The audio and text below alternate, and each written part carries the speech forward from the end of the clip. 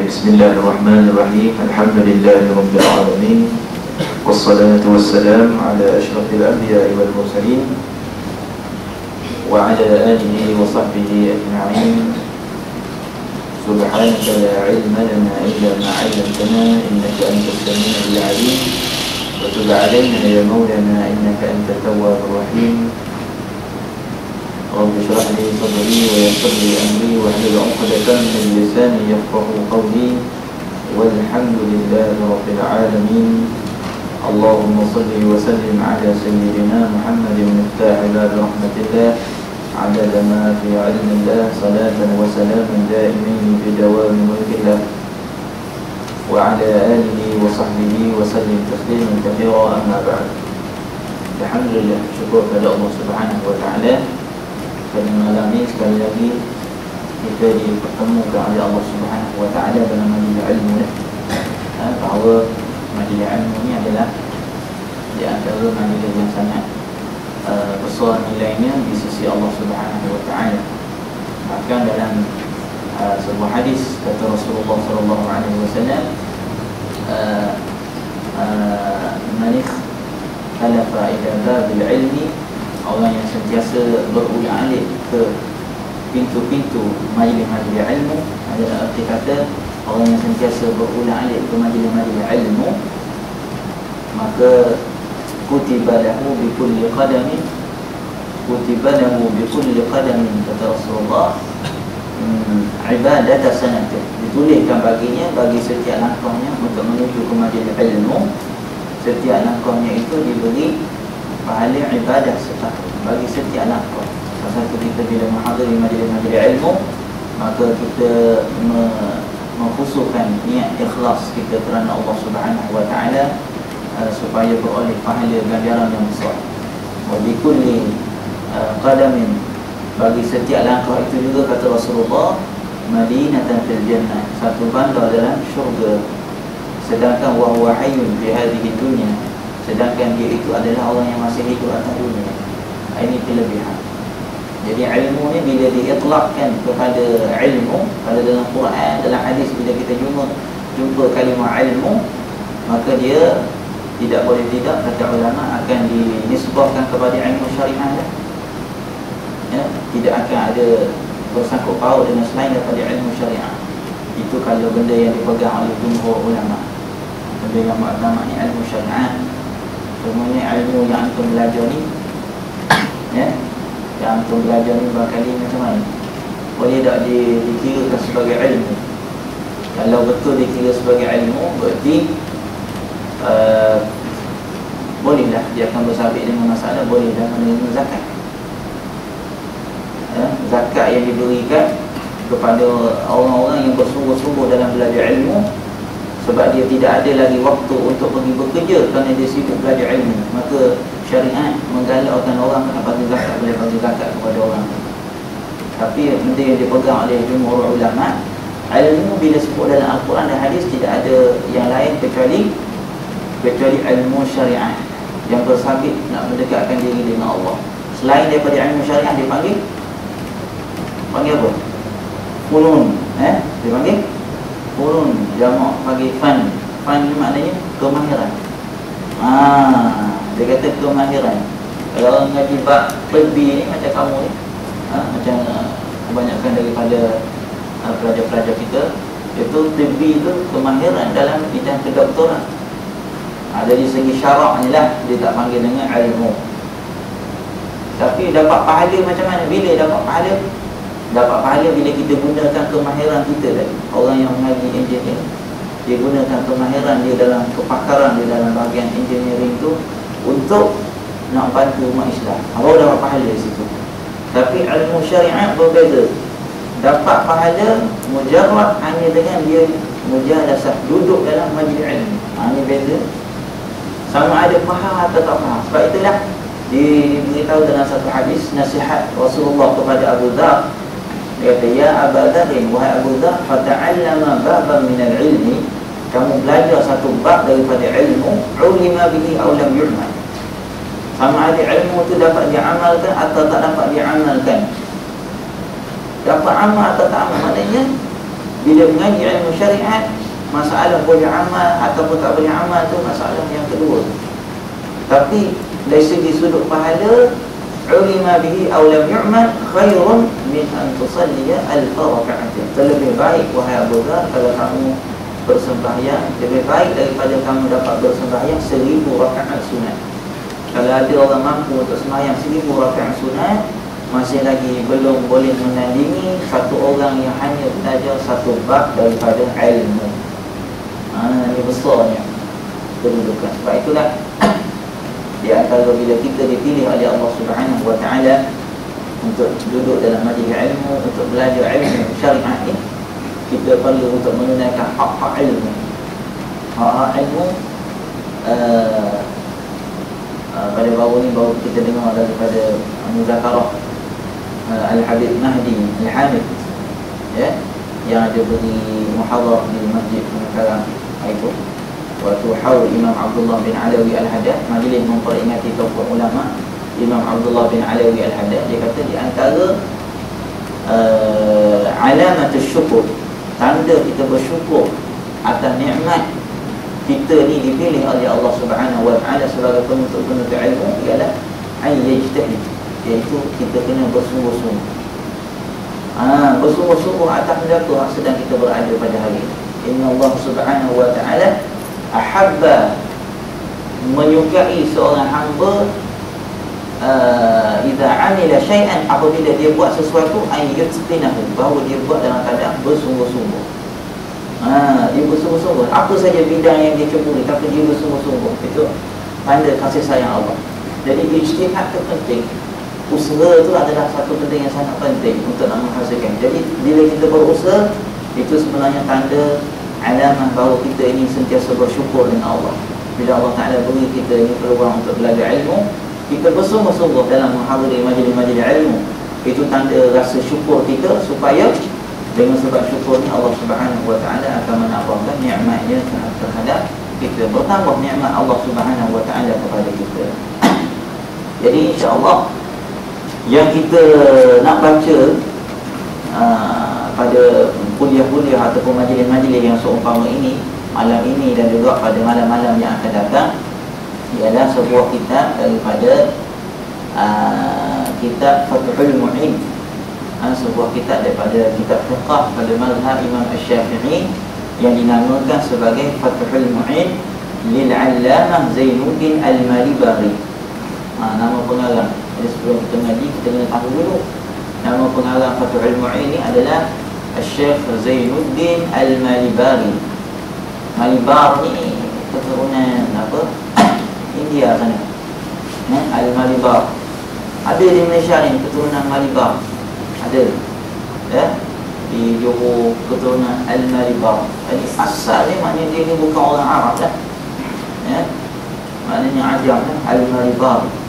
Kalau di India ada satu kabilah yang khas, kabilah yang khusus namanya kabilah Al-Malibari. Jadi pengarang dia nama Syekh Zainuddin Al-Malibari, pengarang Fathul Mu'in. Kemudian syarah bagi Fathul Mu'in, hasyiah. Ada seorang ulama dia buat hasyiah pula atas Fathul Mu'in. Hasyiah ni maknanya kupasan yang lebih detail, dan dia kupas pada lafaz-lafaz dalam Fathul Mu'in yang dikarang oleh Syekh Zainuddin Al-Malibari ni. Dia kupaskan lagi, dia ceraikan lagi, dia tambahkan lagi pandangan-pandangan ulama. Itu dipanggil hasyiah. Hasyiah ni dia lebih besar pada syarah lah. Kalau kita kata syarah tu tak besar sangat. Syarah ni hanya nak menambah beberapa patah perkataan daripada lafaz-lafaz matan. Kalau kita ngaji matan Abi Syuja', syarah dia Ibnu Qasim. Hasyiah dia Bajuri. Tu dia. Hasyiah ni panjang. Biasanya berjilid-jilid tu hasyiah.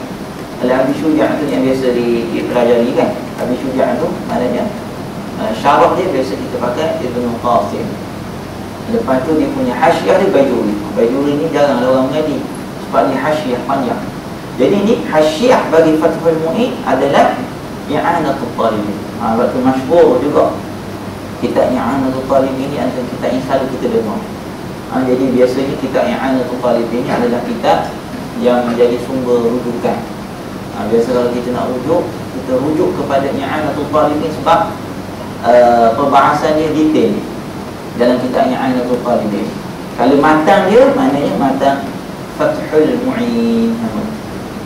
Fathul Mu'in, matan apa yang kita nak fokus lah. Yang kita nak fokus adalah pada kitab Fathul Mu'in. Naam. Okey. Kat mana dia punya apa matan tu? Ada orang boleh baca matan dia? Ada orang buat kitab? Ada? Baca matan. Sekali baca matan. Baru baca matan sikit, ambil bawah tu. Baca sikit-sikit, kita baca matan sikit-sikit. Baca matan Fathul Mu'in. Ya? Ada orang matan dia Bismillahirrahmanirrahim. Baca Bismillah tu, lepas tu Alhamdulillahilladzi hadana.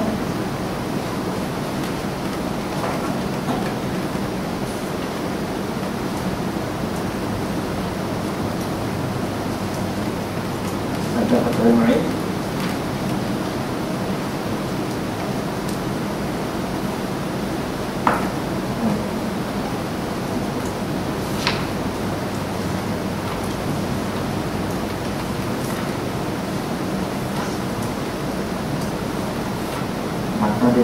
Yang mewah.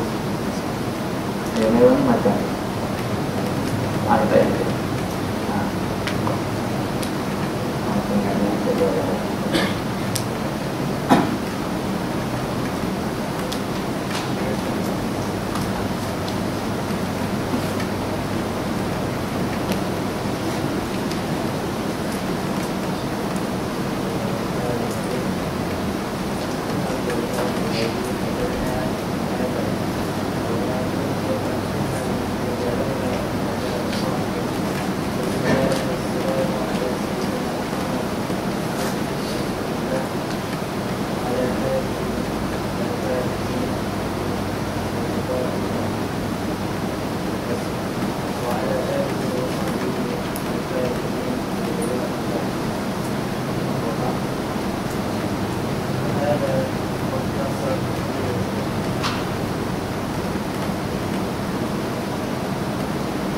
Ada mazhab Imam, ada mazhab Imam Syafi'i rahimahullah taala.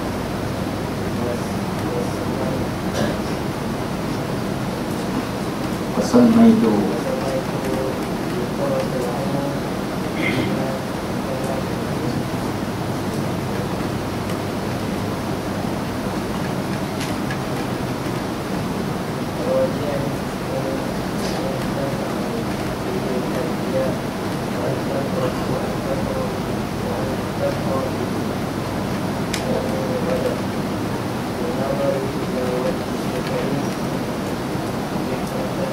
bukratan wa asyiyah. Kita baca muqaddimah dah. Okey. Wa bihi nasta'in ala umuri dunya wa din wa ba'd. Jadi mudah-mudahan telah berkata oleh pengarang kita Syekh Zainuddin Al-Malibari tadi, mudah-mudahan Allah Subhanahu wa taala beri kita manfaat dengan keberkatannya dan dengan keberkatan ilmunya di dua kehidupan dunia dan kehidupan akhirat. Jadi hari ini dimuliakan kitab ni dengan Bismillahirrahmanirrahim, iaitu dengan lafaz Bismillahirrahmanirrahim. Iaitu Bismillahirrahmanirrahim ni terbahagi kepadanya 5 hukum, 4 hukum lah. Bahawa Bismillah ni kadang-kadang dia boleh jadi hukum sunat. Pada setiap perkara-perkara yang baik, jika dimulakan dengan Bismillah, maka sunat. Seperti pengarang kitab ni, dia memulakan kitab ni dengan pengarangan kitab, iaitu satu benda yang disukai oleh syarak, maka memulakan pengarangan kitab adalah sunat bila kita mulakan dengan lafaz Bismillahirrahmanirrahim. Adapun kadang-kadang dia boleh juga bawa kepada hukum, kata ulama, bawa kepada hukum Bismillah ni kepada hukum wajib. Bila Bismillah jadi wajib? dalam semayang lah. Jadi dalam semayang Fatihah hukumnya wajib dalam mazhab Imam Syafi'i lah. Maknanya kalau sekiranya kita tak baca bismillah dalam semayang fardu kita, sama ada kita imam ataupun makmum, maka batas semayang kita. Kerana di sisi mazhab Imam Syafi'i, Bismillahirrahmanirrahim ayatun minha, salah satu daripada ayat-ayat daripada surah Al-Fatihah, surah Alhamdulillahirabbil alamin. Mana bismillah itu sebelum alhamdulillah itu salah satu daripada ayat-ayat. Jadi ketika ni bismillah itu jadi wajib. Kalau tak baca maknanya tak sah sembahyang. Ada kalanya bismillah itu jatuh hukum makruh. Kata ulama, bismillah jadi makruh pada benda-benda yang makruh. Setiap benda yang hukumnya makruh, maka baca bismillah hukumnya jadi makruh. Apa saja hak bersabit dengan makruh. Makruh pada zat perbuatannya makruh, maka bila baca bismillah atau perbuatan tadi jadi makruh. Ada kalanya bismillah hukumnya adalah haram. Baca bismillah tapi haram. Bila bismillah jadi haram? Pada perkara yang haram. Kalau ikut jumhur fatwa kebangsaan, rokok itu haram. Ada baca bismillah seokok rokoknya haram. Kita seokok bismillahirrahmanirrahim, nak ambil berkat. Jadi apa dia hukum kita seokok tadi? Apa hukum baca bismillah ketika seokok? Hukumnya haram. Sebab itu fatwa kebangsaan menyatakan haram. Sebab dia menilai kepada faktor yang utamanya, iaitu darar, mudarat. Jadi ulama berselisih pada masalah rokok ni kerana apa? Kerana mudarat itu. Darar tu diyakini atau tak diyakini. Kalau ikut perkajian kamu ni, perasaan rokok ni yang confirm tak memudaratkan? Confirm. Yes. Cuma mungkin dia makan masa. Confirm. Kenapa ada orang tua yang isap rokok dia tak mati lagi? Mungkin tak fajar dia, tak fajar ya. Itu masalah dia tu. Yang ada yang berselisih biasanya ulama pada nak mengkonfirmkan mudarat tu. Kalau confirm mudarat, memang tidak ada syak macam dipegang oleh Majlis Fatwa Kebangsaan, rokok itu haram. Tapi ada, kalau kamu pergi di ulama-ulama pondok di Fatani apa, dia orang baca kitab sambil mengisap rokok. Nak suruh segera mata dia. Jadi dia isap rokok dalam keadaan dia baca kitab, jadi dia lebih tenang rasa dia baca kitab. Kalau ulama pondok kamu nak kata haram, memang marah oleh dia. Sebab dia orang isap rokok dengan hujah yang boleh dia persisih tu, kerana dia menyatakan ada saya isap rokok daripada dia satu. Sekarang umur dia dah 70 tak mati-mati lagi. Dia kata sihat wal afiat, tak ada batuk, tak ada apa. Itu yang biasanya yang menjadi sedikit percanggahan hukum. Kalau tak mati lagi, masih sihat wal afiat. Tak tahulah macam mana. Itu kajian doktor lah. Kajian doktor menyatakan begitu. Sehingga ada orang tua, jiran di rumah saya, dia umur dah 70, awal 70. Ini kita sembang diri dia, kita dengar daripada dia sendiri, pengalaman orang awam. Dia isap rokok daripada muda. Jadi bila umur 70 ni dah mula dia ada sakit-sakit batuk sikit. Jadi dia pergi klinik. Jadi doktor kata kat dia, doktor tu rapat dengan dia. Doktor tu kata ni sebab rokok kecil. Jadi dia pun berhenti isap rokok. Dia berhenti isap rokok seminggu, penyakit dia makin parah, makin bertambah. Daripada batuk biasa jadi terus terlantar, tak larat. Kita tengok surah tak datang dah.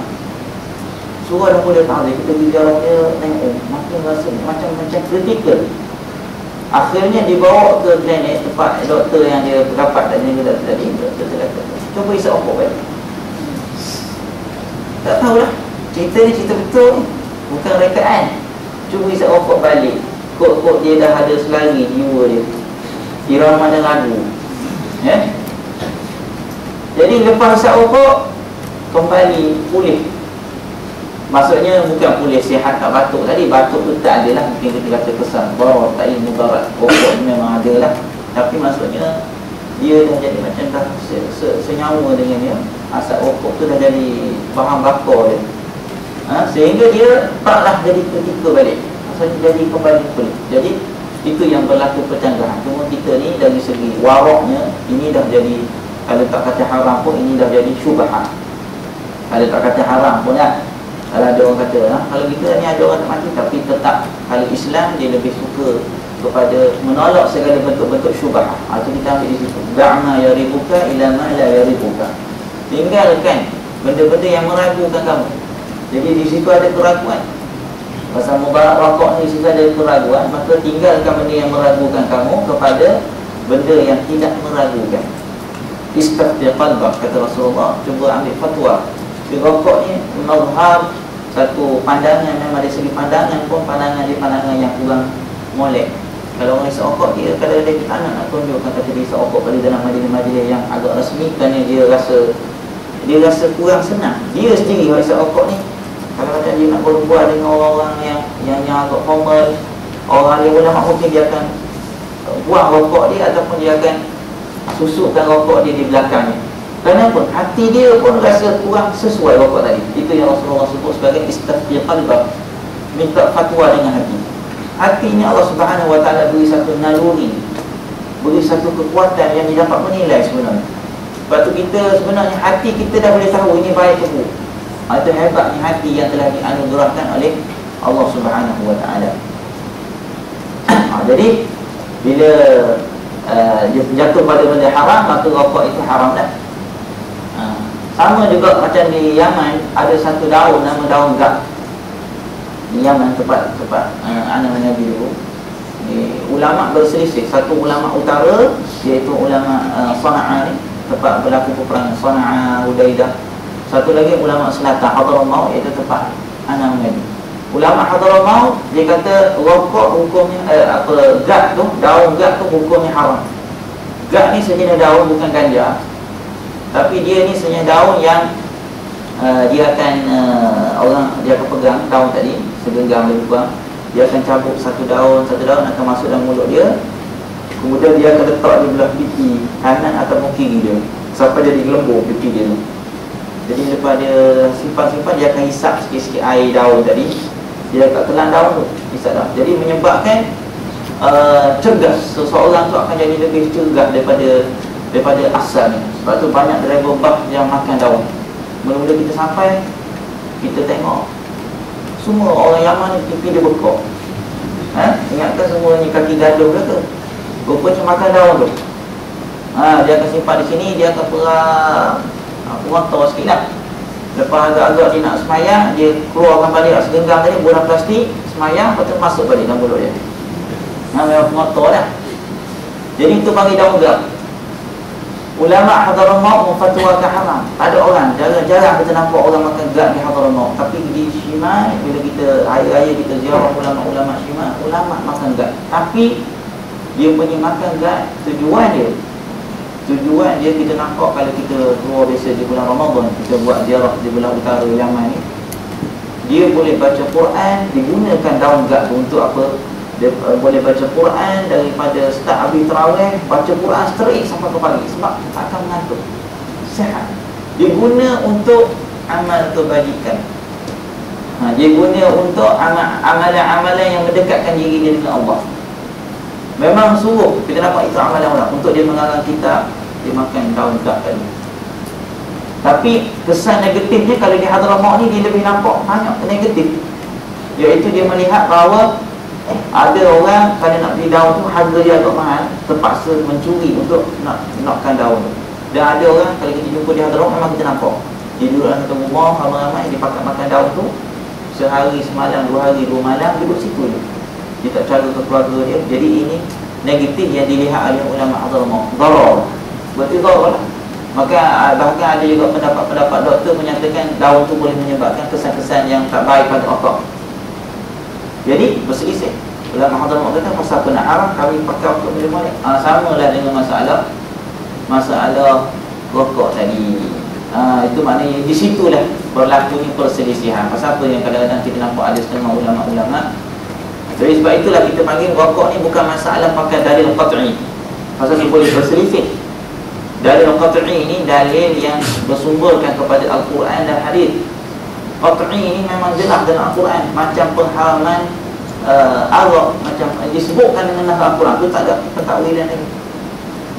Ini bukan dalil qat'i sebab tidak ada dalil qat'i pada hukum nas yang sebenar, tidak ada nas yang sharih pada masalah rokok. Cuma ada umum, la darara wa la dirar. Tidak boleh kita memudaratkan diri sendiri, tidak boleh memudaratkan orang lain. Dari umum. Tapi kesan tu perlu mendapat ijtihad dan kajian. Kesan tu ada tak implikasi? Kalau ada secara yakin ni, maka kita kata hukum ni adalah haram. Jadi paling awal sekali kita ni meninggalkan segala bentuk syubhat, kerana syubhat itu kata ulama, syubhat itu dia boleh menyebabkan seorang itu terjatuh dalam benda yang haram. Lepas tu kita disuruh menjauhi segala bentuk muamalah-muamalah yang syubhat, pekerjaan-pekerjaan yang syubhat. Kerana kata Rasulullah, orang yang syubhat, yang selalu bermain dengan syubhat ini, dia diibaratkan seperti orang yang membawa ternakannya bermain di tepi taman larangan raya. Haulal hima, dalam hadis yang masyhur, tepi taman larangan raja. Hari-hari dia buat main kat situ. Dia beranggapan tak apa, kambing dia, ternakan dia tidak akan makan pun dalam tu, nak main kat tepi, dia nak makan rumput-rumput di tepi. Tapi kalau dah hari-hari, maka barangkali ada kebarangkalian bahawa kambing tu, ternakan tu akan makan juga benda yang berada, bunga-bunga yang cantik yang berada di taman larangan raja, yang akan mendatangkan kemurkaan seorang raja. Demikianlah ibarat Rasulullah mengibaratkan syubhat itu. Syubhat ni seolah-olah kita duk bermain berhampiran dengan taman larangan Allah, iaitu maharim Allah, benda yang diharamkan oleh Allah. Segala benda yang diharamkan oleh Allah itu diibaratkan sebagai taman larangan Allah. Yang syubhat itu adalah seolah-olah permainan-permainan yang di tepi, yang begitu hampir dengan taman larangan Allah. Orang yang selalu bermain dengan syubhat, kata Rasulullah, maka dia pasti akan terjatuh dalam perkara yang haram. Pasal itu kita tolak muamalah, bentuk-bentuk perniagaan hari ini. Yang ambil mudahnya, maksudnya kalau bentuk-bentuk apa perniagaan direct selling, skim cepat kaya, itu semua benda-benda yang ada perselisihan. Macam bentuk-bentuk jual beli hari ni, atau perusahaan yang piramid ni, kan?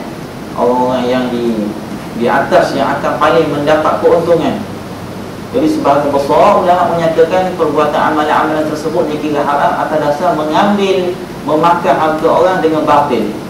Wala ta'kulu amwalakum bil batil. Jangan kamu makan harta-harta sesama kamu dengan kebatilan. Kebatilan maknanya tidak ada mukabil, tak ada pertukaran. Kita ambil harta orang di bawah sana, tak ada pertukaran apa pun. Kita beri ke dia pun tak ada, apa pun tak ada.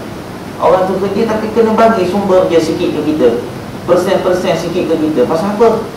Jadi itu seolah-olah kita telah mengambil harta orang tanpa sebarang mukabil, pertukaran yang hak, pertukaran yang sebenar, yang boleh menyebabkan muamalah kita betul. Walaupun ada lah, kalau kita tanya Ustaz Derek Salim yang boleh ni hukumnya, memang confirm hukumnya harus.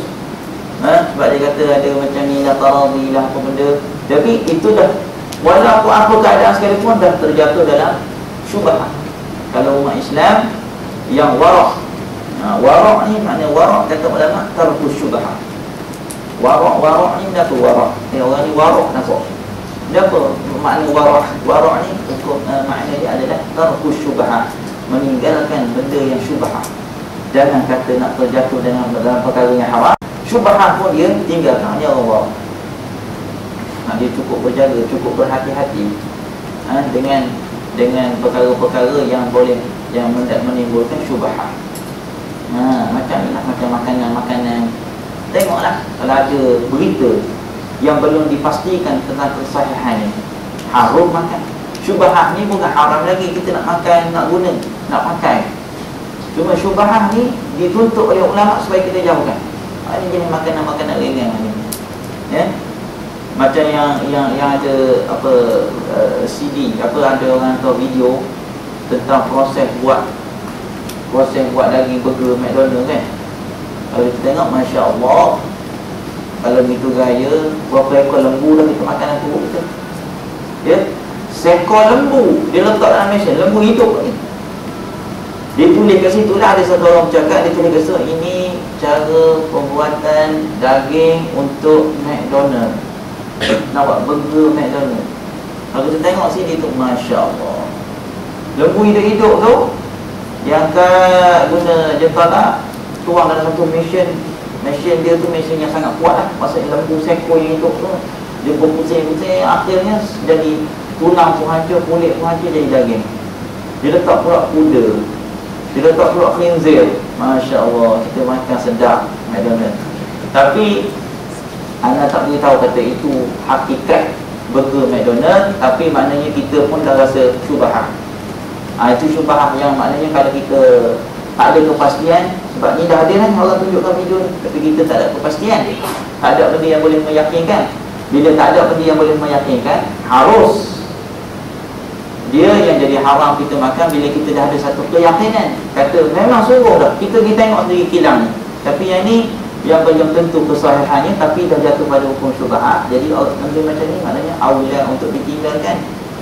Ya, aula untuk ditinggalkan. Sebab dikatakan McDonald ni bahawa dia punya daging burger dia tu di antara daging yang tak ada prosesnya di Malaysia, kecuali mesti dibawa. Dia nak menjaga kualiti lah, itu asalnya. Dia nak jaga kualiti supaya bukan ini memang asal dia yang buat. Itu video yang belum tahu kesahihannya, tapi dari segi keharusan, lagi kita tidak ada keyakinan tentang perkara tadi, maka jadi harus lagi. Tapi walau-walau benda macam ni dah halas, maknanya dia akan tinggalkan, dia tak akan makan lagi benda-benda hak bersabit dengan masalah McDonald tadi, seumpamanya. Baik, jadi Bismillahirrahmanirrahim ini mempunyai kelebihan, fadilat-fadilat yang besar, bahkan disebutkan dalam banyak hadis tentang kelebihan pada Bismillahirrahmanirrahim. Sehingga sebab itulah dalam sebuah hadis dia kata Rasulullah sallallahu alaihi wasallam, kata Rasulullah sallallahu alaihi wasallam, di antara kelebihan-kelebihan bismillah, Allah Subhanahu wa taala bersumpah dalam satu hadis kursi bahawa tidaklah seseorang membaca bismillah, iaitu menyebutkan namanya, ke atas seseorang yang sedang sakit, illa syafahu, kecuali Allah Subhanahu wa taala akan menyembuhkan. Ini kelebihan yang besar pada bismillah. Tapi baca dengan penuh keyakinan, macam apa yang kita dengar daripada muhadarah haul Imam Abdullah bin Alawi Al-Haddad. Dia kata semua azkar, kata Imam Abdullah bin Alawi Al-Haddad, pengarang penyusun pertama ratib Imam Abdullah bin Alawi Al-Haddad, apa dia ratib Al-Haddad. Ratib Al-Haddad ni adalah satu ratib, kalau Imam Ahsan Al-Banna dia susun Mathurah, kalau Syekh keluarga Syekh Maulana Zakaria Al-Kandahlawi dia susun satu lagi ratib yang dinamakan sebagai Manzil. Kalau Imam Abdullah bin Alawi Al-Haddad ada ratib dia yang khusus, iaitu dinamakan sebagai Ratibul Syahir Imam Abdullah bin Alawi Al-Haddad, ataupun ada ratib-ratib yang lain dinamakan sebagai Wirdul Latif. Ini amalan sama belaka, maknanya amalan hasil himpunan, dia ambil daripada Imam Hasan Al-Banna, dia himpunkan daripada hadis-hadis yang sahih daripada Al-Quran, dihimpunkan menjadi amalan harian yang ayat-ayat ini mempunyai kekuatan yang luar biasa, bersandarkan kepada nas-nas yang sahih daripada Al-Quran dan hadis. Cuma kita ni bagusnya ada salah satu daripada amalan-amalan tadi menjadi amalan harian kita, menjadi satu amalan yang istiqamah untuk kita. Ya, amalan yang sangat hebat. Kalau dalam Ratibul Haddad itu disebutkan Bismillahilladzi la yadurru ma'asmihi syai'un fil ardi wala fis sama' wa huwa samiul alim. Dalam sebuah hadis kata Rasulullah, tidaklah seseorang yang membaca doa ini pada waktu pagi kecuali tidak akan ada satu musibah pun yang akan menimpanya pada hari tersebut. Tak akan ada. Sama dengan makna hadis a'udzu bikalimatillahi tammati min syarri ma khalaq. Itu semua ayat, dua-dua ayat ni terdapat dalam Ratibul Haddad, dan dia punya fadilat dia sama, iaitu tidak akan ada satu perkara yang mampu untuk nak mengancam dia pada hari tersebut kecuali dengan kehendak dan izin Allah Subhanahu wa taala. Ini yang perlu umat Islam baca, menjadikan dia sebagai satu pendidik. Baca dengan penuh keyakinan, baca dengan penuh keyakinan. Sebab tu Khalid Al-Walid disuruh ketika dia balah dengan satu orang kafir tu kata, kalau betul Islam ni benar, Islam ni betul, aku sedia masuk Islam dengan syarat meminum racun. Mana orang kafir tadi telah beri dia satu racun yang sangat berbisa. Ini disebutkan dalam tarikh. Maka Khalid Al-Walid fikir pasal hidayah seorang yang kafir ni, ambil racun tadi, hanya membaca sekali Bismillahirrahmanirrahim la yadurru ma'asmihi syai'un fil ardi wala fis sama'. Dia minum racun yang paling berbisa, minum di hadapan orang kafir tadi, tidak ada apa yang memudaratkan. Ini disebutkan dalam tarikh kita yang sangat masyhur. Tapi dia berhajat, wirid-wirid ini berhajat baca dengan penuh keyakinan. Sebab tu Imam Abdullah bin Alawi Al-Haddad sendiri beritahu, al-adhkar la tu'athir. Zikir-zikir ni, wirid-wirid ini sama sekali tidak akan memberi kesan illa ma'a huduril qalbi, kecuali bersama hadirnya hati kita waktu kita baca. Hati kita ni macam mana? Bukan hanya sekadar bacaan di mulut, tapi dia datang daripada hati. Sebab tu kalau boleh kita amalkan ratib al-haddad ni, malam tu kalau ada yang hadir, Masya Allah, telah mendapat ijazah daripada Al-Habib Mahdi Al-Hamid. Al-Habib Mahdi Al-Hamid yang mari ke sementara yang kita buat program haul baru ni, iaitu majlis memperingati Imam Abdullah bin Alawi Al-Haddad, adalah seorang lecturer di Universiti Darul Mustafa sana di Hadramaut, Yaman, dihantar oleh rektor sendiri, iaitu Al-Habib Umar bin Muhammad bin Salim, untuk nak buka cawangan di Kuala Lumpur, di Pantai Dalam. Maknanya tak pernah lagi Habib Umar hantar satu orang Arab untuk mengajar di Malaysia. Tak pernah lagi, untuk nak buka, nak jaga cawangan dia. Jadi berarti ni bukan cancala orang muda lagi. Jadi dia bawa ni, kita bawa, dan terus seterusnya bawa ni dalam majlis haul Imam Abdullah bin Alawi Al-Haddad. Kita minta dia supaya dia mengijazahkan sanad, yang sanad dia tu akan jadi dekat. Sebab apa? Dia orang Hadramaut, orang Yaman. Dia ambil dan antara sanad yang disebutkan malam tersebut, sanad dia diambil dengan Mufti Tarim, Al-Habib masyhur Mufti Tarim sekarang ni. Dia sempat ambil sanad Imam Abdullah, dan dia ambil juga dengan Munsif Al-Haddad. Maknanya Munsif ni ketua kabilah bagi Al-Haddad tu sendiri. Ketua kabilah dia dah jumpa ketua kabilah Al-Haddad, minta sanad. Maknanya sanad dia tu tak jauh dengan penyusun yang pertama ratib Imam Abdullah bin Alawi Al-Haddad, iaitu Al-Imam Abdullah bin Alawi Al-Haddad sendiri. Yang tidak ada syak lagi, dia akan ambil daripada gurunya sehingga dah kepada Rasulullah SAW. Lepas tu ada barakah pada sanad ni, akan ada keberkatan. Bila kita buat amalan-amalan, boleh segala amalan apa kita buat pun tak apa, sanad pun tak apa. Tapi macam pengajian kita ni, kalau kita baca kitab daripada kitab-kitab ulama-ulama yang zaman dulu, barakahnya lain. Sebab apa? Ittisalus sanad, iaitu ada perhubungan sanad dengan pengarang kitab. Jadi kita ambil ilmu dengan ada marjiknya, dengan ada tempat pengambilannya. Yang tidak ada syak, ulama-ulama ni adalah udul, insan-insan yang adil di sisi Allah. Kata dalam sebuah hadis kata Rasulullah, yahmilu hadzal ilmi min kulli khalafin udul. Yang akan bawa ilmu ini, kata Rasulullah, daripada setiap peringkat, daripada setiap zaman, mesti ada. Ini kita tak nafikan. Pasal tu kita senang je ambil dengan ulama. Benda apa ulama kata kita ambil, benda apa yang diittifaqkan oleh jumhur ulama kata ini a'immatul arba'ah, imam mazhab yang 4, kita pegang.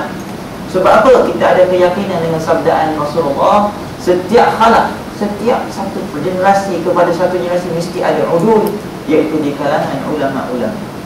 Kalau tidak, apa faedahnya? Kata dalam hadis kata Rasulullah, al-ulama warithatul anbiya. Ulama itu pewaris Nabi. Jadi kalau ulama ni kita tak ambil peranan dia, kita kata dia ni mungkin ada kesilapan, ada kelemahan, memang. Kalau kita beranggapan begitu, kita hanya nak menyandarkan, mesti saya ambil daripada benda apa yang sorang daripada hadis Rasulullah, kita tolak terus pandangan-pandangan ulama, berarti sebenarnya kita belum menyempurnakan syariat. Sebab mengambil dengan pandangan ulama itu sebahagian besar daripada syariat. Kalau tidak, berapa faedahnya? Dia ulama itu adalah warithatul anbiya. Orang yang mencintai, man waqqara aliman faqad waqqara rabbah. Orang yang membesarkan alim ulama, dia seperti membesarkan Tuhannya, iaitu Allah Subhanahu wa ta'ala. Begitu tinggi kedudukan ulama yang dinamakan sebagai udul. Pasal tu kita ni taqlid pada mazhab-mazhab utama. Pasal kita berpendapat membaca kitab-kitab alim ulama. Pasal apa kita nak beramal dengan sebahagian syariat itu sendiri, iaitu untuk kita ini sentiasa mengambil daripada pandangan-pandangan ulama. Kata Imam Al-Bukhari, dia menukilkan sebuah hadis, kata Rasulullah, amara Rasulullah sallallahu alaihi wasallam biluzumil jamaah. Rasulullah SAW menyuruh kita semua ini supaya sentiasa melazimi jamaah, sentiasa berada di bawah pimpinan jamaah. Maka Rasulullah sendiri dalam hadis Imam Al-Bukhari, maknanya hadis sahih lah, sendiri mentafsirkan makna jemaah. Siapa jemaah? Yang setiap zaman kita mesti berada di bawah payungnya, setiap zaman kita mesti berada di bawah pandangannya. Kata Rasulullah SAW, wahum ahlul ilm. Mereka itu ialah daripada kalangan orang-orang yang mempunyai keahlian pada ilmu. Ini siapa dia? Al-ulama warisatul anbiya, yang disuruh diri oleh Rasulullah untuk kita sentiasa melihat. Pasal itulah kita, di antara faktor besar menyebabkan kita ini bermazhab satu-satu. Pasal apa kita memilih mazhab? Sebab mazhab itu dipelopori oleh ulama-ulama yang saya yakin, saya sepakat dengan pandangan-pandangan yang telah diijtihadkan oleh mereka, dan mereka ini merupakan ulama-ulama yang cukup hebat.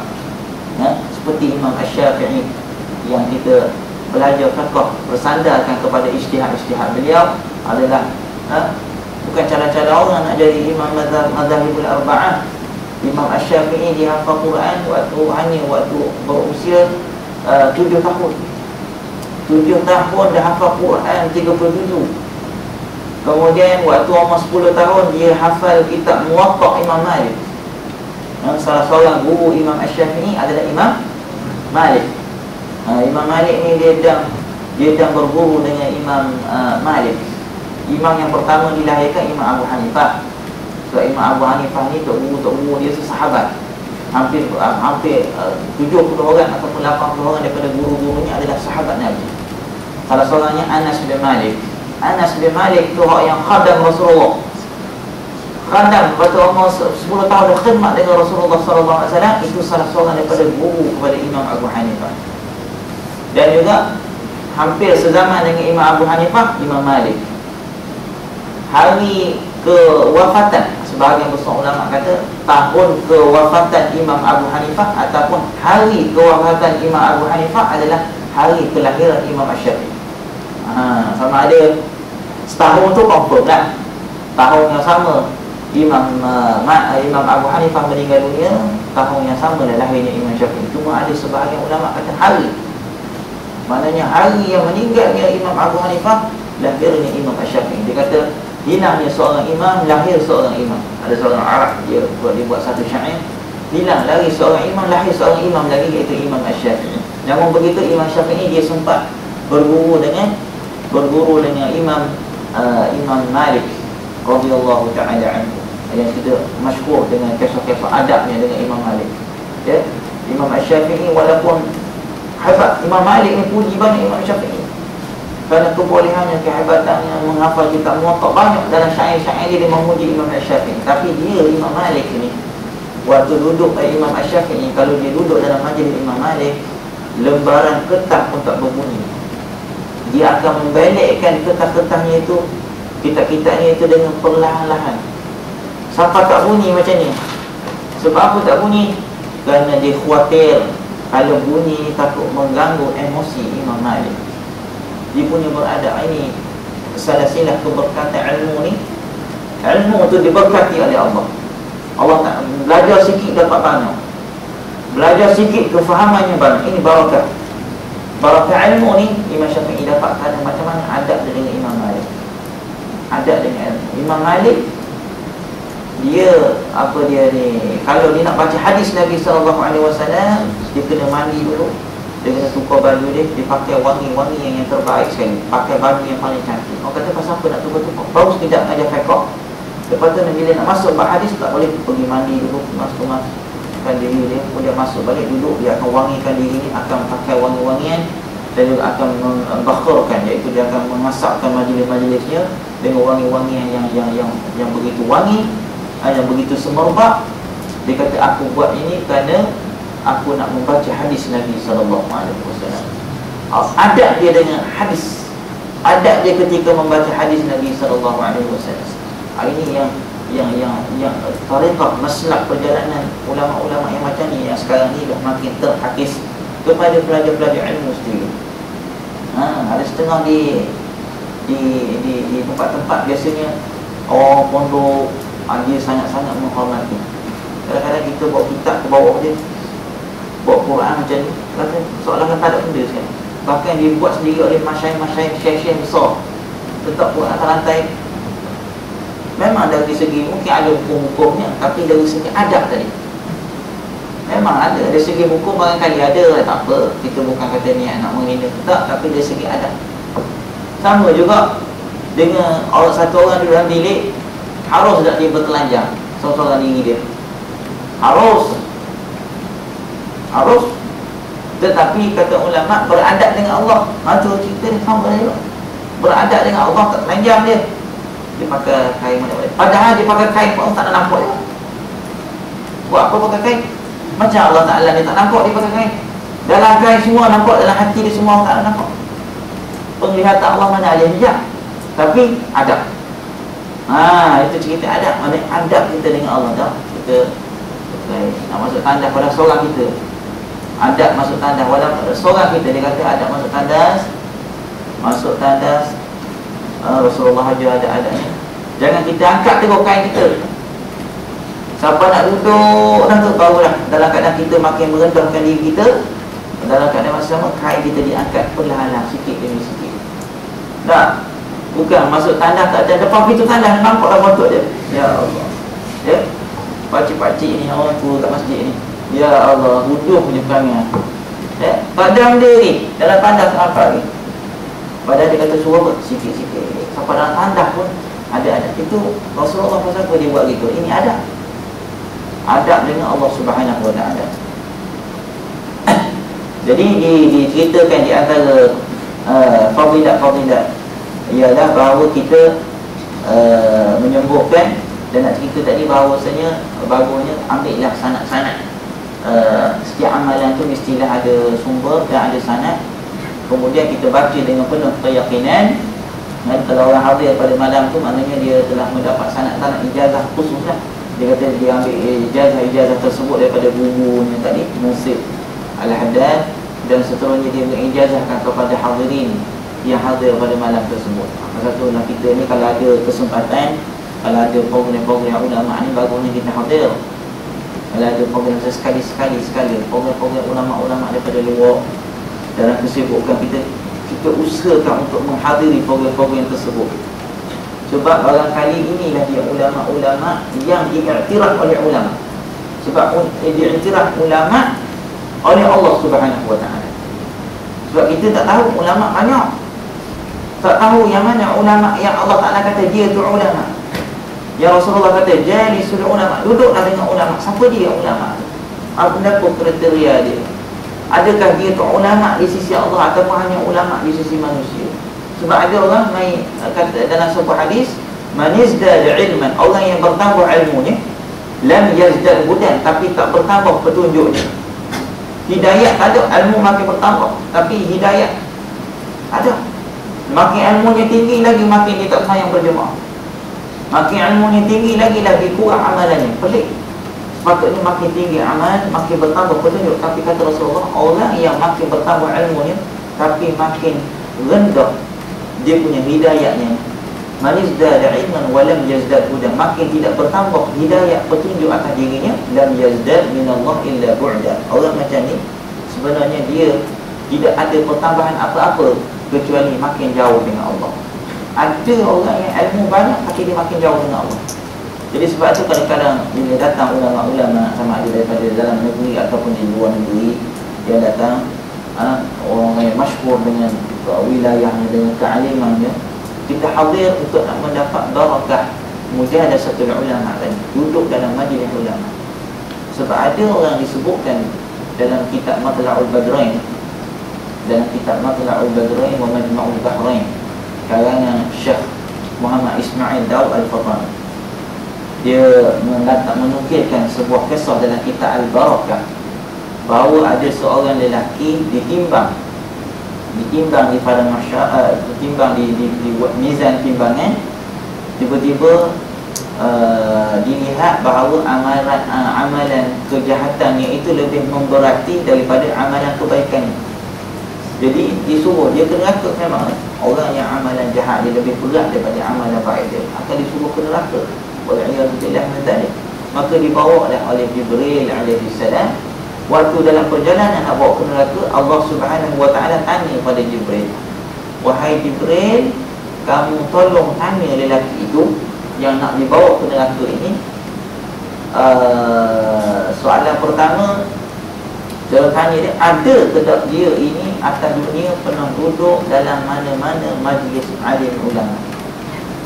Pernah ke tak dia atas dunia dulu menghadiri mana-mana majlis para alim ulama? Dia hadir, apa ada ulama? Dia hadir duduk dalam majlis alim ulama. Kata Allah, supaya aku nak ampunkan semua dosa-dosanya dengan keberkatan ulama yang dia pernah hadir dulu. Maka bila tanya pada lelaki tadi kata, tak ada ya Allah. Lelaki ni teruklah, tak pernah hadir majlis alim ulama sekali pun dalam hidupnya. Kemudian Allah Ta'ala beritahu lagi kepada Jibril, "Wahai Jibril, tanya kepada lelaki ini, pernah tak dia dia mencintai mana alim-alim ulama? Ada tak, walaupun dia tak pernah hadir majlis alim ulama, tapi dia ni ada suka kepada mana-mana alim ulama? Pernah juga dia, walaupun tak pernah hadir majlis, tapi dia rumah dipasang CD dah Ustaz Al-Zahir dulu. Duduk rumah dia dengar juga lah apa MP4, MP3. Tak pernah hadir sekali pun, tapi dengar.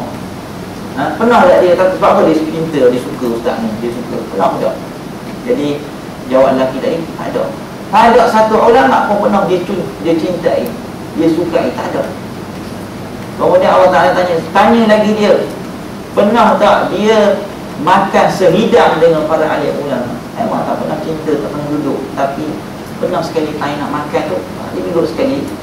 Kebetulan duduk dia itu, tengok ada ustaz depan dia, ada alim ulama, makan sehidang dengan dia.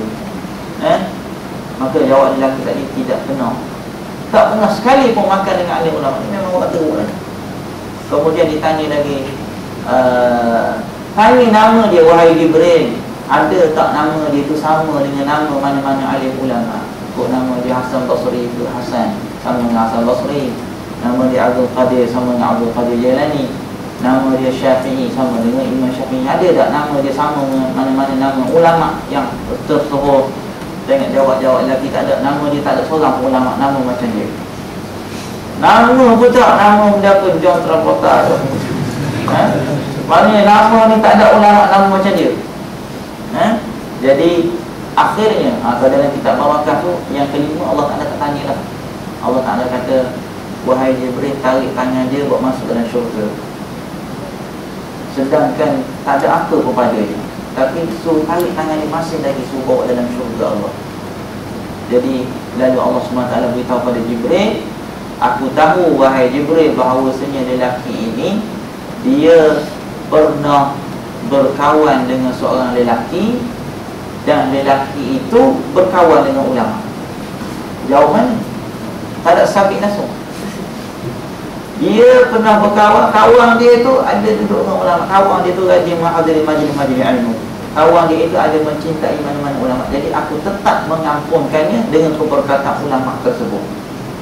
Inilah yang kita nak mau duduk dalam majlis-majlis alim ulama. Bila ada sekali alim ulama yang hebat, kita duduk dalam majlis, bukan dia nak ambil berkat tadi, paling kurang kita mendapat keberkatan tadi. Keberkatan ada ittisal, ada hubungan dengan para alim ulama yang kita tak tahu ni. Adakah siapa yang dimaksudkan ulama tadi? Orang alim tu banyak, orang yang berilmu ni banyak. Berilmu dia boleh baca ni, boleh baca ni, ilmu.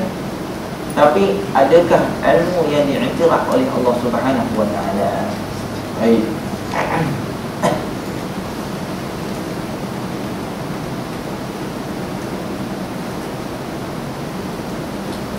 Kemudian dia kata, Alhamdulillahilladzi. Dia mulakan, kita nak baca mukaddimah je malam ni insya-Allah. Kemudian dia kata, Alhamdulillahilladzi hadana. Dia mulakan kitabnya dengan memuji Allah lah. Alhamdulillahilladzi hadana li hadza. Segala puji bagi Allah yang telah memberi hidayah kepada kami untuk ini. Untuk ini maknanya untuk pengarangnya ni lah maksudnya. Syarah dia telah mensyarahkan dengan makna dia bersyukur kepada Allah kerana untuk ini ni. Li hadza maknanya li hadza ta'lif. Atas karangan yang aku dapat buatnya aku bersyukur dengan Allah atas nikmat ini. Wa ma kunna linahtadiya laula an hadana Allah. Kerana tidaklah kita semua ini akan diberi hidayah oleh Allah laula an hadana Allah, kecuali bahawa Allah Subhanahu wa taala lah yang memberi hidayah kepada kita. Kalau bukan kerana hidayah daripada Allah, maknanya kita tidak akan memperolehi hidayah. Sebab hidayah ni semua di tangan Allah Subhanahu wa taala. Wassalatu wassalam, dan selawat dan salam ala sayyidina, atas penghulu kita Nabi Muhammad sallallahu alaihi wasallam. Jadi selawat ni adalah sunat kata ulama. Ada sebahagian besar ulama kata seumur hidup wajib sekali. Kata muhaddis yang masyhur As-Sayyid Muhammad Alawi Al-Maliki, dia kata oleh kerana adanya firman Allah, ya innallaha wa malaikatahu yusalluna 'alan nabi ya ayyuhalladzina amanu sallu. Wahai orang beriman, selawatlah kamu. Itu amal. Adakah setiap masa kita nak berselawat kepada Nabi? Tak. Jadi dia kata seumur hidup selepas balik. Yang kata wajibnya kat mana? Wajibnya seumur hidup selepas balik mesti ada sekali kita berselawat ke atas Nabi SAW. Dan juga begitu juga kita nak bila didengar nama Nabi SAW, disunatkan untuk kita berselawat kerana ada hadis-hadis yang terlalu ancaman Nabi pada orang yang meninggalkan selawat. Apabila dia mendengar nama Nabi itu, banyak hadis-hadis yang ancamannya begitu berat. Sehingga pernah dalam satu hadis yang Rasulullah hadis dalam bulan Ramadan dulu, selalu kita dengar baca hadis tu, Rasulullah naik anak tangga yang pertama, dia kata amin. Di antara amin tu apa? Amin kerana kata Rasulullah, celakalah. Dia kata Jibril doa, celakalah orang yang apabila namamu disebutkan wahai Muhammad tapi dia tak berselawat kepada. Maka kata Rasulullah, amin. Celaka tu didoakan oleh Jibril, Sayyidul Malaikah, penghulu segala malaikat, dan diaminkan oleh Sayyidul Anbiya Allah, penghulu bagi segala Nabi. Kalau doa Jibril pun dah cukup sangat, tapi Nabi aminkan. Ini diantaranya bila disebutkan nama Rasulullah apabila dia tak berselawat. Jadi selawat ni diantara sunnah lah. Lagi banyak dalam satu hadis kata Rasulullah, man aksarukum alayya salatan aqrabu ilayya manzilatan aksarukum alayya salatan, kata Rasulullah. Iaitu orang yang paling hampir dengan aku kedudukannya di akhirat besok. Siapa dia? Orang yang paling banyak yang berselawat kepada aku. Siapa orang paling dekat dengan Rasulullah? Siapa orang yang nak duduk dekat dengan maqam Nabi SAW yang begitu tinggi, yang begitu hebat? Orang yang sentiasa membasahkan lidah dia dengan selawat ke atas Nabi SAW.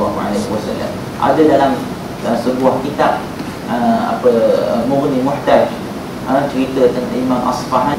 Dia kata ni selepas kewafatan Imam Asy-Syafi'i lah, seorang imam, seorang awam alim juga, Imam Asfahani nama dia.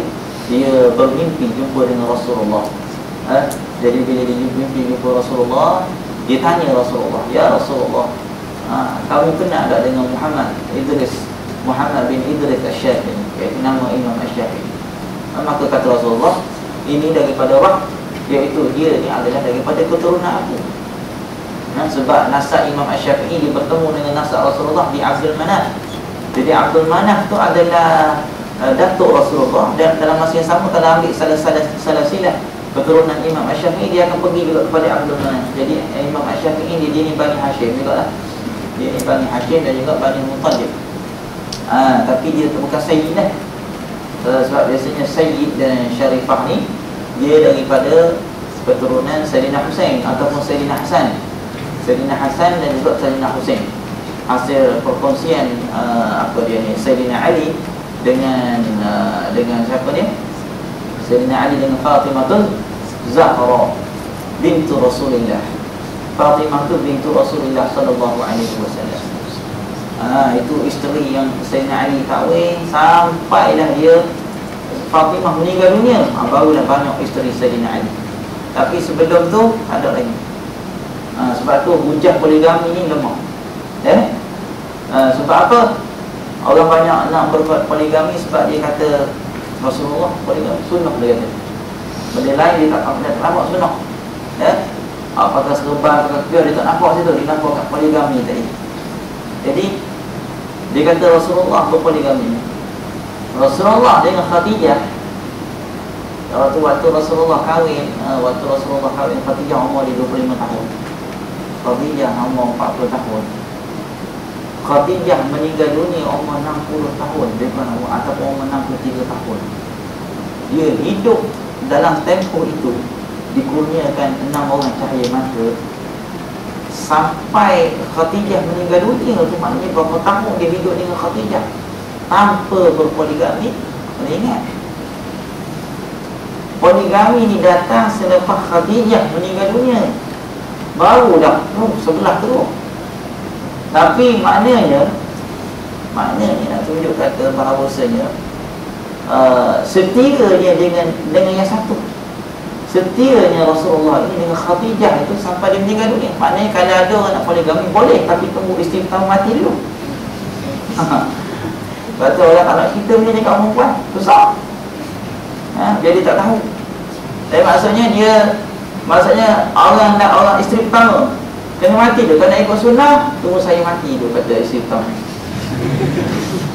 Susah dah. Itu kalau ikut ni sama juga. Sayyidina Ali tak ada. Dia dengan Fatimah tu sampai maknanya sampai boleh cahaya Hasan dan Hussein. Maknanya sampai Fatimah tu Zahra meninggal dunia. Pernah juga ada yang ada dikatakan, ada dalam tarikh, Sayyidina Ali minta nak berpoligami waktu kahwin dengan Fatimah. Jadi Fatimah mengadu pada Rasulullah, mengadu ke Pak Mentua. Jadi Pak Mentua dia marah balik Rasulullah tegur Sayyidina Ali. Sebab Fatimah ni lain.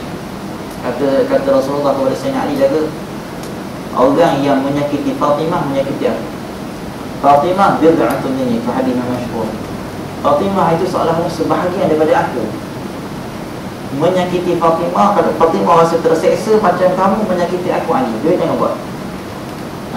Fatimah ni wanita yang cukup hebat. Sebab apa? Fatimah ni diceritakan bahawa di antara wanita yang tidak ada uzur.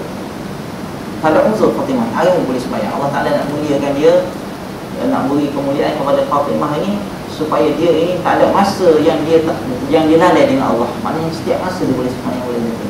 Tapi dalam masa yang sama dia boleh mengandung. Uzur tak ada. Uzur, tapi boleh melahirkan anak seperti biasa.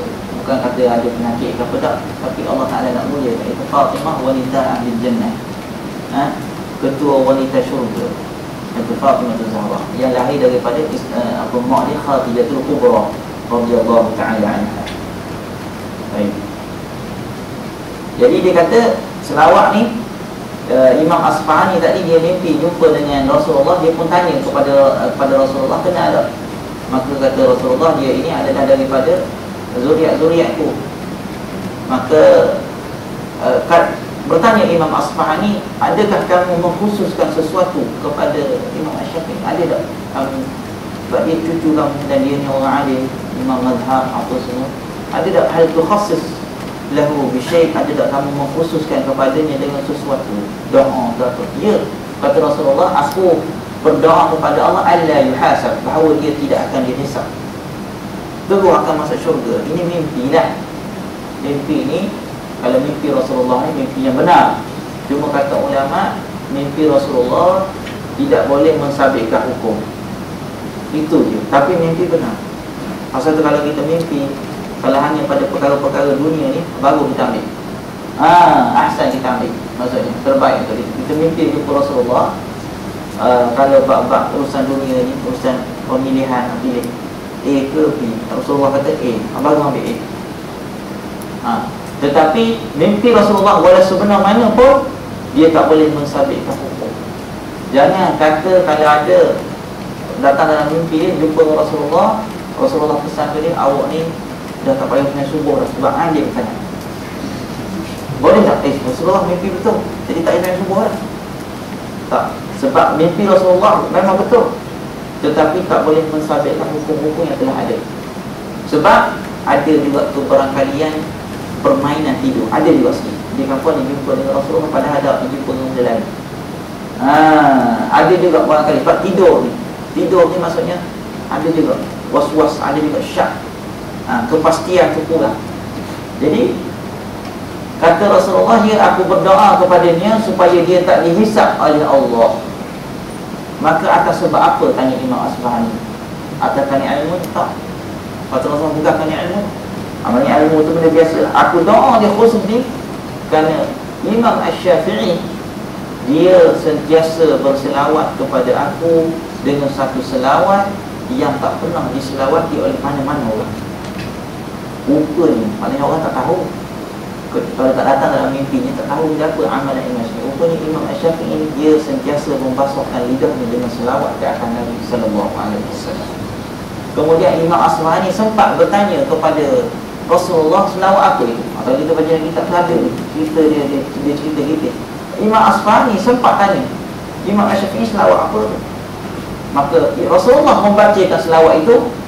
Dia kata, Allahumma salli ala Muhammadin kullama dzakaraka dzakirun wa salli ala Muhammadin wa ala ali Muhammadin kullama ghafala an dzikrihi al-ghafilun.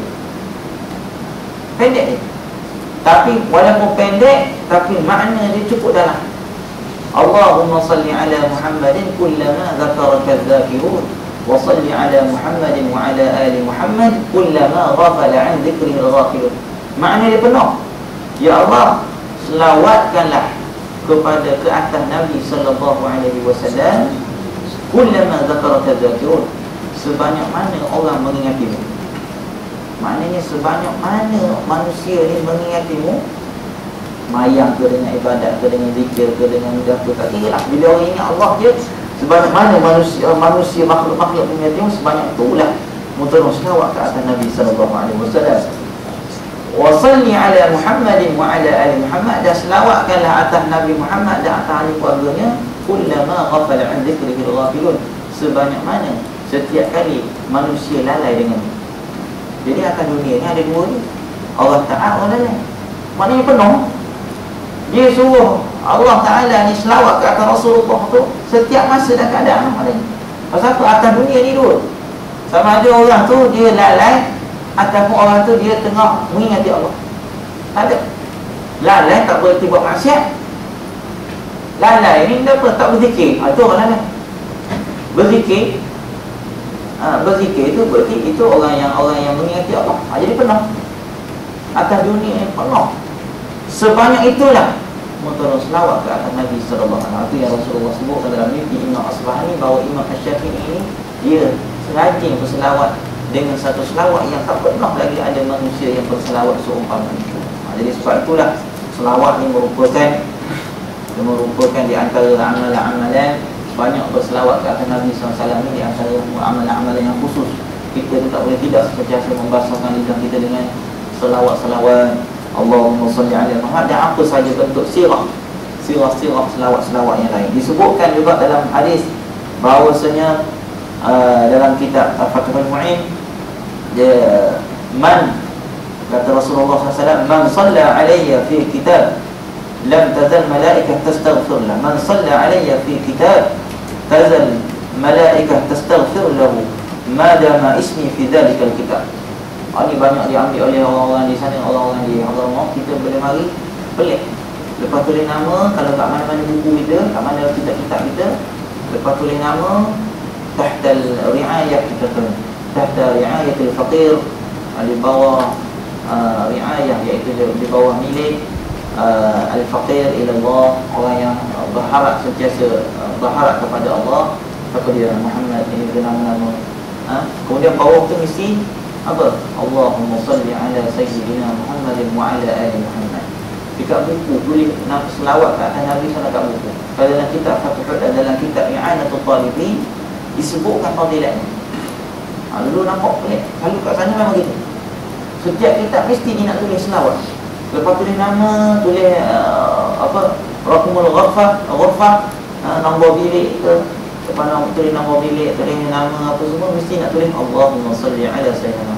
Fadilat dia disebutkan dalam hadis bahawasanya orang yang berselawat kepadaku di atas kitab, di atas tulisan dia menulis sesuatu, sentiasalah malaikat beristighfar kepadanya selagi mana namaku, kata Rasulullah, terdapat pada bukunya itu.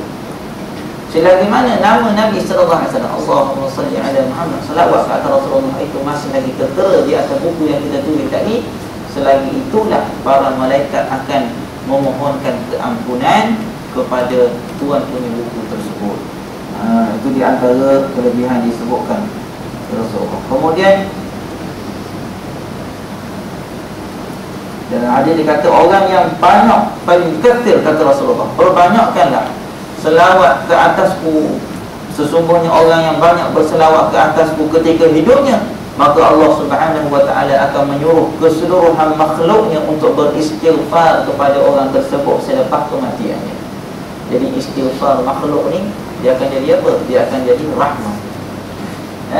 Istighfar daripada Allah, kalau kita kata Allah Ta'ala berselawat, Allah Subhanahu wa ta'ala berselawat ke atas hamba, berarti Allah Subhanahu wa ta'ala menurunkan rahmat.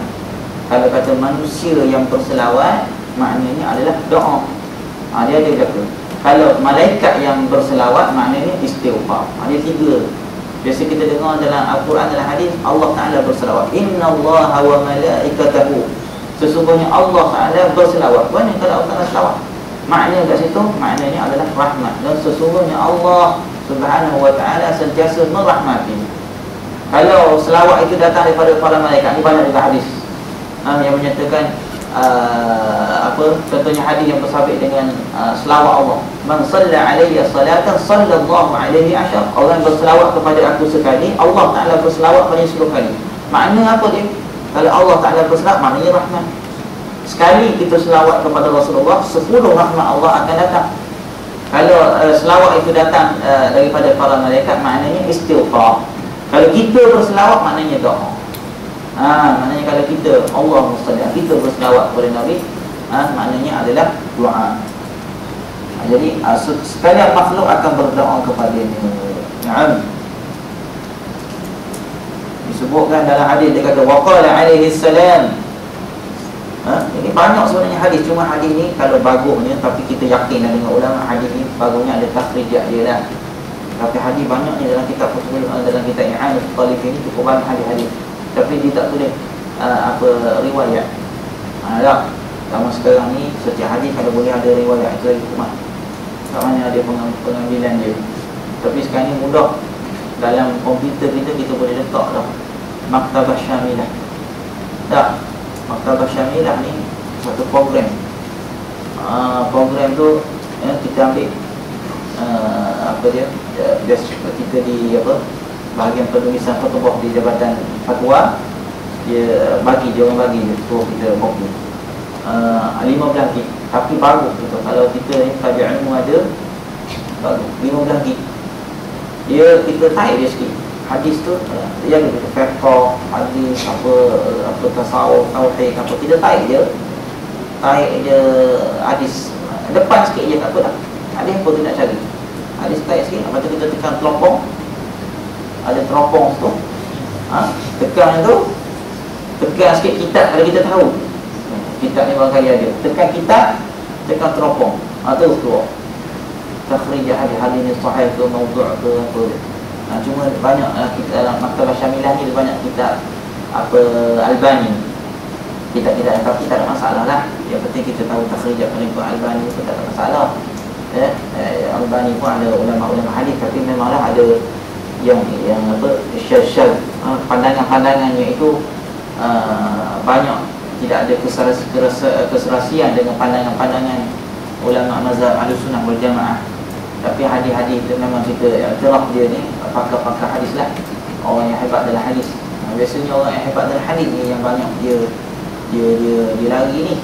Biasanya orang-orang yang ahli hadis ni biasanya bila mengaji hadis saja, tak ngaji fiqh, ini cukup bahaya. Dia akan jadi seolah dia itu ahli ijtihad. Dia akan jadi gitu. Betul, orang bila mengaji hadis, dia kena mengaji fiqh. Fiqh tak suruh dia sedar diri bahawa dia ni ambil daripada ni ada perjalanan ada daripada ulama-ulama. Bila dia mengaji hadis saja seolah-olah ni hadis, seolah dia boleh mengeluarkan ijtihad baru. Ni hadis saya jumpa hadis ni sahih ni, saya nampak ni lebih baik.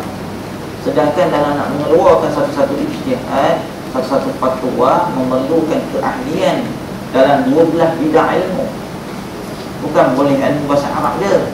Bahasa Arab tu dia kena tahu balaghahnya, mantiknya, ilmu bayannya, kena tahu ilmu nahwunya, ilmu sarafnya, kena mendalami, muhaqqiq. Dia bukan boleh, kita boleh baca Arab sikit, kita pun terus tu buat keluar fatwa-fatwa, tak boleh. Tak boleh. Kita tahu sikit terjemahan. Kita boleh baca kita terjemahan tafsir Pimpinan Ar-Rahman, kita pun terus tafsir ikut dan kita. Mana boleh. Lepas tu kita ni ambil daripada pandangan-pandangan ulama ni supaya kita. Lepas tu kalau mengaji hadis saja. Lepas tu kita ni ulama-ulama yang seperti Ibnu Taimiyah, ulama-ulama seperti Syekh Muhammad Abdul Wahab, kita ni orang-orang yang tak tahu latar belakang profesi penuh. Kita jangan ada keberanian. Memang ulama-ulama seperti Ibnu Taimiyah ni, kalau mengikut guru saya Syekh di Hadramaut bila orang tanya macam mana nak cakap kan ke Ibnu Taimiyah, kita hanya boleh menyatakan bahawasanya Ibnu Taimiyah ini ialah satu orang yang adil, yang hebat dalam ilmunya, tetapi ada beberapa pandangannya yang menyalahi, yang syadz, maknanya yang menyalahi daripada ijma'. Bila ijma' ulama' dah kata begini, tapi dia tetap kata begini. Tapi bukan semua pandangan, hanya beberapa pandangan. Hanya beberapa pandangan. Maka kita boleh ikut dia. Ada kata Ibnu Taimiyah ni tolak tu, jangan. Kita kena luas. Dia orang alim.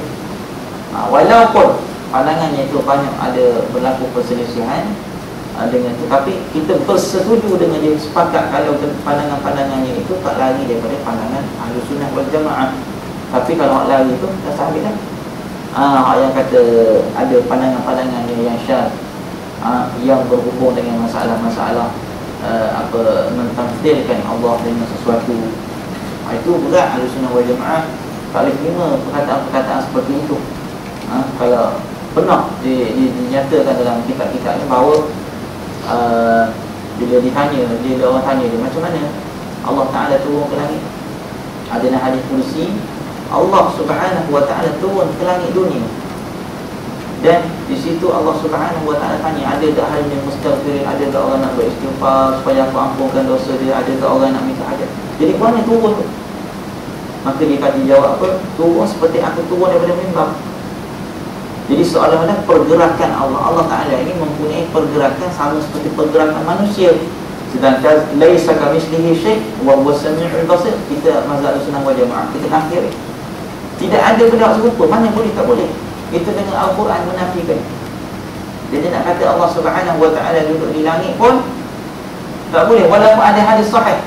Ini waktu kedatangan lagi tu pegawai macam pegawai kanan lah, pegawai kanan di Jami'ah Al-Azhar, Universiti Al-Azhar Al-Syarif, datang buat ceramah di Bukit Sekilau. Dia pegawai kanan, dia Syekh Ad-Daqqaq, Syekh Yukti keturunan di Ad-Daqqaq, nama dia pun dia tak ingat. Jadi dia datang, kemudian ada peluang sikit kita nak tanya dia dekat rumah penasihat MD. Faham? Waktu dia buka soalan untuk budak-budak kibar. Dia buka soalan untuk budak-budak kibar, budak-budak nak pergi ke Mesir. Budak kibar nak tanya macam mana, bahasa Arab tak tahu sepatah. Dia tu orang Arab. Jadi kita ambil peluang tanya dia. Saya tanya dia masa tu pasal, sebab masa tu kita duduk main Facebook ni. Dia berlawan semua dalam Facebook ni. Memang kena keluar hujah-hujah ni, banyak hujah-hujah pokok ni. Dia menyatakan Allah Subhanahu Wa Ta'ala di langit. Kerana memang ada hadis sahih. Bila pernah ditanya sahabat akharnya, riwayat-riwayat sahabat, ditanya Allah Ta'ala di mana, kata di langit. Jadi macam mana nak bahas sebab ni? Sedangkan bila sebut di langit, di situ kita telah mengisbatkan Allah dengan tempat. Sedangkan Allah Ta'ala ni atas pandangan ulama-ulama ahli sunnah wal jamaah ni, Asy'ariyah, Abu Mas'ud al-Maturidi, tak boleh mengisbatkan sama Allah Ta'ala itu bertempat. Tak boleh. Sebab apa? Bertempat itu sifat, iaitu sifat makhluk. Kita ni mengambil tempat, mengambil ruang udara. Tak boleh. Jadi macam mana nak hadis ni ada sahih? Jadi dia mendatangkan jawapan, Masya Allah. Yang jawapan ni ulama-ulama Azhar ni hebat juga lah. Ulama-ulama, maknanya ulama-ulama yang baru, ulama-ulama yang hebat. Jadi dia jawab satu jawapan yang cukup rendah. Dia kata memang betul ini hadis sahih. Dia kata hadis sahih. Tapi kita sebagai mazhab Ahlussunnah Jamaah tetap berpegang bahawa seboleh yang mungkin kita nak mentanzihkan Allah, nak bersihkan Allah daripada sebarang bentuk persamaan dengan makhluk. Oleh yang demikian, ulama mentakwilkan semua makna-makna tadi dengan pentakwilan yang boleh membersihkan nama Allah. Dan dia kata, kalau kita nak mengisbatkan Allah Ta'ala di langit, banyak lagi ada ayat-ayat Al-Quran yang menyatakan Allah Ta'ala bukan di langit. Tapi macam mana? Dia kata, mudahnya dia kata, kalau Allah Ta'ala tempatnya di langit, langit dengan Allah siapa mari dulu?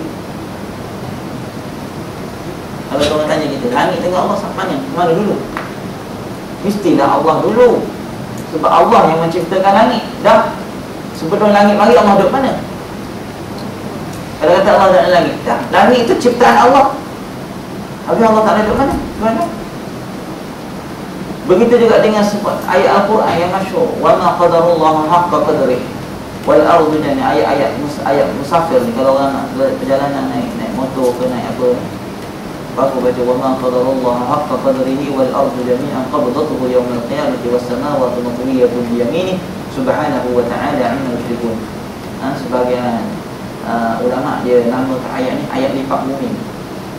Tak, maksudnya langsung cepat perjalanan. Pernah dikatakan apa dia, ustaz saya dulu, ustaz enggak belajar harta, dia bawa kereta Masya Allah macam polisi. Jadi dia kata, saya dah baca amal ayat ni. Sebab dia guru dia kata, Ibnu Abbas menyatakan bahawasanya dia bersumpah, orang yang baca ayat ni kalau kena apa-apa patah riak ke apa, jumpa dia dekat akhirat nanti, boleh tuntut claim insurans dengan dia. Maknanya berani Allah, dia yakin semua ayat ni. Jadi memang pada dia baca ayat tu, Masya Allah, memang dia bawa kereta, subhanallah. Kalau accident memang mati mula kereta. Kalau tak accident, alhamdulillah. Dia kata dia baca ayat tu. Jadi ayat ni, wal ardu jami'an qabdatuhu yaumal qiyamati was samawati matwiyatun bi yamin. Semua langit, bumi, apa semua, langit, bumi, apa, semuanya di tangan kanan Allah. Dia ni ada mana Allah Ta'ala duduk atas langit? Dan ayat ni kata langit, bumi di tangan kanan Allah. Macam mana kata dia duduk atas langit pula? Banyak. Inna rabbaka labil mirsad. Sesungguhnya Tuhan kamu di mirsad. Ada gitu, mirsad tu mana hari pula? Jadi sebab itulah, oleh kerana banyak lagi ayat lain. Sesuatu kita tak fokus, nak tetap juga, nak isbat juga tak? Isbat juga. Banyak lagi. Yang ni nak tafsir kat mana? Allah Ta'ala di tangan. Dalam hadis kata Rasulullah, aqrabu ma yakunu al-'abdu wa baina rabbih wa huwa sajid. Yang paling dekat, kedudukan yang paling dekat antara seorang hamba dan Tuhannya ialah ketika hambanya sedang bersujud. Jadi orang sujud di bumi, langit jauh, dia nak mana dekat? Ini kita kata. Sedangkan Rasulullah kata yang paling dekat sekali ketika hamba sedang bersujud. Kalau Allah tak duduk langit, jauh mana? Jadi sebab tu tetap ulama Ahlussunnah wal Jamaah dia mentakwilkan dengan makna nanti nak membersihkan Allah Subhanahu wa Ta'ala daripada sebarang persamaan. Laisa kamitslihi syai' wa huwas samiul basir. Jadi memang ada pandangan-pandangan dia ni internet banyak syarat, tapi kita ni jauhlah dari mana mengkafirkan alim ulama. Biar kita jangan jadi ashabut takfir. Puak-puak ni banyak tak digemari. Puak-puak Al-Wahabi, As-Salafi yang biasa tak, orang tak gemar dengan dia bukan sebab amalan dia. Kita tak marah dia dengan sebab dia tinggalkan kunut atau benda-benda sunat. Pasal apa kita nak balas benda sepuluh? Setakat dia nak tinggalkan wirid lepas mayang, tak dia. setakat dia tak nak baca ini, tak nak baca ini, itu terpulang pada dia. Sebab itu benda amalan-amalan sunat. Sunat kunut pun sunat arba'ah, tak ada masalah. Tapi kebanyakannya yang banyak yang didatangkan oleh mereka ni masalah takfir, menegur orang daripada melakukan amal itu je. Jangan dia marah orang buat wirid, sudah. Jangan dia marah orang bermaulid, sudah. Jangan dia marah orang bertauhid, sudah. Kalau dia nak dengan acara dia tu tak apa. Bila ada setengah orang pula yang berfahaman ahli sunnah wal jamaah, dia pula jadi ashabul takfir. Dia pula mengkafirkan Wahabi. Tak ada kerja. Bangun tidur buka Facebook, maki Wahabi. Itu dia kerja dia. La ilaha illallah. Setiap hari tu je maki Wahabi, tak ada habis. Maki. Jadi dia pula terbalik. Sifat terbalik. Jadi kita ni tak ada masalah bab tu. Kita berlapan ada, itu masalah furu'iyah. Cuma masalah i'tiqad, kita berhati-hati. Kita berhati-hati bila masalah i'tiqad. Kita ni bukan ekstrim. Kita ni beramal hanya manhaj wasatiyah, manhaj yang pertengahan, yang kita beramal atas apa yang diajukan, disarankan oleh ulama. Jadi itu di antara kelebihan-kelebihan kita berselawat ke atas Nabi SAW. Kemudian dia kata wassalatu wassalam ala sayyidina Muhammadir Rasulillah sallallahu alaihi wasallam. Ingat kita berhenti setakat dulu atas kata wassalatu wassalam ala sayyidina Muhammadir Rasulillah sallallahu alaihi wasallam.